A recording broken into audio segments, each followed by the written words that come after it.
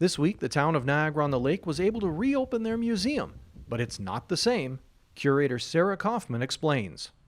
We've changed a few things, namely, of course, our name and our branding a bit. So now we're called the Niagara-on-the-Lake Museum, which is really our hope that the community sees us for what we are, and that is their community museum.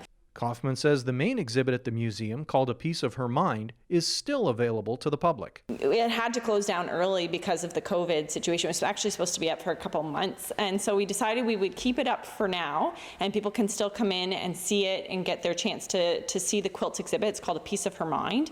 So it talks about local women's history in through the quilts and such. We've got a piece from Laura Secord in behind me here, a few World War I ones. So people can come in and see it. And then this fall we're doing one on just in general the women of Niagara-on-the-Lake. One of the more popular things the museum does is the walking tours of Niagara-on-the-Lake. Kaufman says those will start up again soon. So we're starting it back up on the 18th, and people can meet us down at the gazebo. They can, we're asking them to pay online. They can find the link through our website to reserve, because we are reducing the amount of people on the tour. So it's about 6 people on a tour with a tour guide going through the town, and we are trying to avoid the Queen Street area as well, which is easy because there's a lot of history off of Queen Street that people might not know about, and so giving them some alternative routes to make sure that we're not bumping into tourists, of course, and we are asking people to bring their masks just in case, because there is potential that we could get close to other people, so we have it for safety reasons to bring your mask. The museum is also moving some of its content online. So of course with the pandemic we've had to convert to online a little bit more than we had before. I mean, we always knew online was important, but this really kind of pushed us to that position.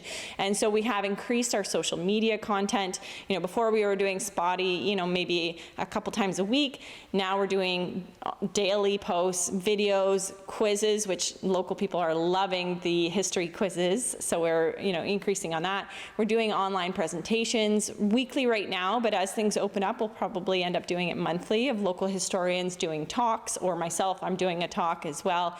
I'm doing a section called Ask the Curator at the end of July, and so people can send in their questions about our museum or local history or about being a curator of a small museum and such. We've actually put our gift shop up online as well, which was something that was very new for us, so people can see what we have in our gift shop, our publications, and various other publications of local history, and then they can also buy memberships and do donations online, which is something that we've never done before, and so this really pushed us in a good direction to get more digital. Kaufman is hoping the reopening will start to make up for some of the lost revenue the museum has experienced. So when this happened, of course, we did get quite a financial hit, on average about 100%, you know, loss in our revenue. And so we are hoping that community members will come into the museum. They'll either, you know, pay the admission to come in, or even better, buy a membership and really support us that way. And then they get more communication about what we're doing and also what other cultural groups are doing, because we do a cultural newsletter. Or, you know, making donations to us. The gift shop is a huge revenue generator for us as well. So we're really hoping that the Niagara-on-Lake community or the Niagara region community really comes out to support our organization, because, you know, there's several organizations like us, you know, the Pump House, Riverbank and such, that really rely on the community for support. For more information on the Niagara-on-the-Lake Museum, go to nhsm.ca.